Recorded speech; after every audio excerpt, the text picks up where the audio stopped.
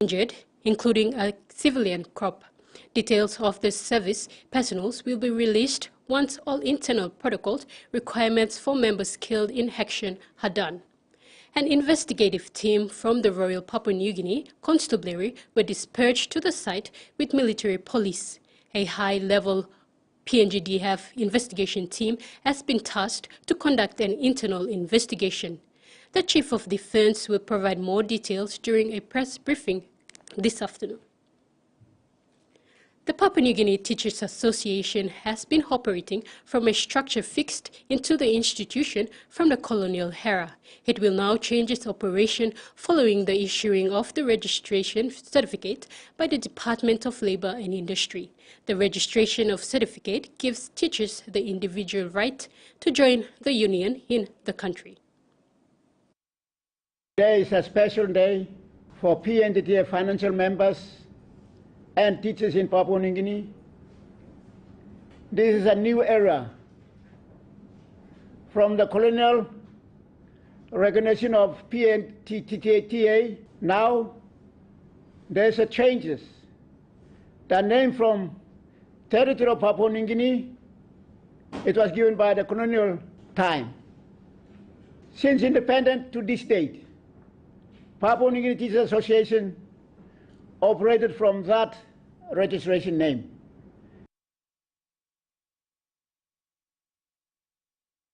"35 people allegedly involved in Monday's riot at Koki in the National Capital District were arrested and detained yesterday following a massive police operation across the Koki suburb. NCD Metropolitan Superintendent Silva Sika personally took charge of this operation to identify and arrest the suspects responsible for Monday's carnage. Opportunities rioted, looted shops, and smashed the windows of vehicles of commuters traveling along Hailey Road. The extent of the damage, loss, and injuries sustained by victims are yet to be determined at this point. The violence erupted following the killing of a man. A massive crowd squashed the main Koki roundabout and began attacking the shops and pelted passing vehicles with rocks and robbed occupants who were caught up in the chaos. Mr. Silka said all commercial activities in this part of the city will remain shut for an indefinite period until the suspect involved in the rampage are identified, arrested, and charged by the police. Minister for Agriculture Yaye Tambuna has made a commitment to the people of Western Province on the reviving of the rubber plantation. Minister said it was about time Western Province began the plantation of rubber since it's launched in the 1994 from the Nordfly Rubber Limited in Kyunga. This is Minister Tambua's aim for Western Province also with the inclusion of cattle farming in the province.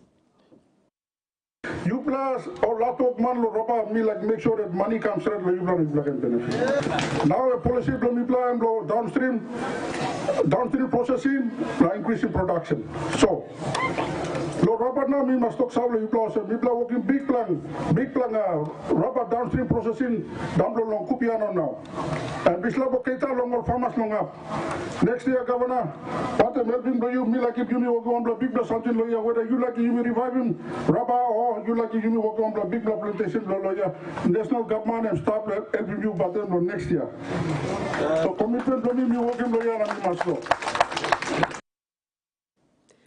Governor for Morobe Luther Wenge officially launched the UPNG SRC Luther Wenge debate competition, which will be held on the 17th to the 27th of July 2023. The launch took place on Tuesday evening at the main theatre of the University of Papua New Guinea, with the theme, if not here, where, if not now, when, if not you, who, be the voice, rise up.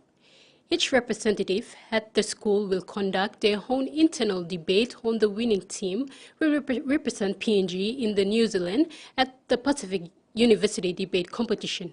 Governor Wenge said debate forms the foundation of effective research and sharpens an individual mind to think critically and make informed decisions. Young boys and girls, it's a great habit. Great habit. It sharpens your research. You're going to depend on an issue, you've got to do a research. It helps you. It helps you to do the research. And research very well. Research. It helps you, helps your mind. It sharpens your mind. It sharpens your mind. And then it sharpens your mental presentation to the consumers. Most of them are public. In regional news, Japan won approval from the UN's nuclear watchdog for its plan to release treated radioactive water from the tsunami-wrecked Fukushima plant into the ocean, despite fears residents locally and from abroad. Following a 2-year review, the International Atomic Energy Agency said Japan's plans were consistent with international safety standards and they would have a negotiable radiological impact to people and the environment. However, Beijing has called for the war to be paused. Indonesia will get access to extended business visa for Australia as the two countries' trade figures reach pre-pandemic heights. Surrounding diplomatic ties and regional security are lending discussion with Prime Minister Anthony Albanese and Indonesia President Joko Widodo. Climate change is a priority issue in the talks, with heavy battery manufacturing and carbon climate projects leading the way. Expanding business and commercial links, Indonesians will gain access to an extended business visa from 3 to 5 years, and we will prioritise Indonesian e-passport holders to access our smart gates. We will put arrangements in place also for Indonesians to access the frequent travellers visa. This offers a 10-year visa validity, making an enormous difference in removing bureaucratic impediments to our closer relationship. We've also made real progress on visa processing times. Indonesia and Australia must build a more substantive and strategic economic cooperation through the joint production of EV batteries. Third, on carbon emission reduction, we will focus on the implementation of cooperation on the development of carbon capture and storage, as well as green energy-oriented smelters in Indonesia. On regional and global issues, I conveyed Indonesia's position, and ASEAN is clear. We want the Indo-Pacific to become a stable and peaceful region that focuses on collaboration and concrete cooperation.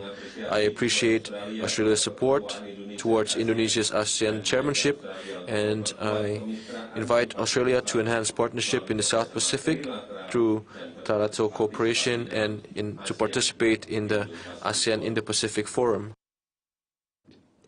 China's foreign ministry has told Australia to stop slaughtering fugitives after Foreign Minister Penny Wong expressed deep concern over Hong Kong issuing arrest warrants for overseas hate-based activists, including 2 living in Australia. Hong Kong police say the high-profile exiles, also based in the United States and the United Kingdom, are wanted for crimes including colluding with foreign forces and incitement to secession for encouraging sanctions to destroy Hong Kong and to intimidate officials. DFAT warns Hong Kong's national security law could be applied to activities that occurred outside the territory. Hong Kong's police say they will take all necessary measures to stop the discontent. The National Capital District Rugby Union has been dissolved. NCDRU President Now, Asuga, in a letter to PNG Rugby Football Union, President Paul Siwa early this month said the NCDRU Association Inc. has been dissolved effectively immediately following the association's inability to comply with requirements set by the governing body. The past 3 years has seen clubs competing in the NCD Rugby Union Association struggle both financially and with player numbers. President No Asigao, in a letter to PNG Rugby Football Union President Paul Siwi early this month, stated that the dissolution of NCDRU is perhaps a blessing in disguise, allowing for the game to be unified in the capital city. He added that there should be no desire by PNGRU to introduce another association to destabilize the competition. Instead, it should satisfy the purpose of its institution to strengthen the code and the provincial union in the capital city. CRU President Corey Chen, when advised of the dissolution, said CRU is willing to immediately welcome players affected by this decision for the remainder of its season. However, clubs wishing to join CRU will have to wait until the end of the 2023 season to apply for admission. He said with more clubs joining CRU, consideration of an expanded program that CRU has developed in anticipation of an eventual merger and uniformed competition will be actioned based on a tiered competition structure. Salome Vincent, TVWAN Sports. Gulf Comora Football Club in the National Premier League is aiming to go one step further in its season after finishing fourth in the National Soccer League last year.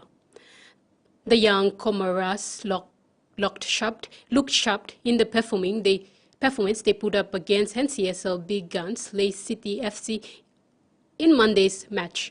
Coach David Awa is anticipating a good season from this side. He said Camara finished the 2022 NCSL session in the semi-finals and are driven by this. Youngster in the making Santos Manu knitted the 2 goals for Camara. He is now talent, having come up the ranks through the club's development pathway. Others are Troy Robin, Reggie Togubai, and Guai Laga. Coach Hawa is banking on these young stars to take the club to the finals again. Thanks for the company. Join us at 6 for more.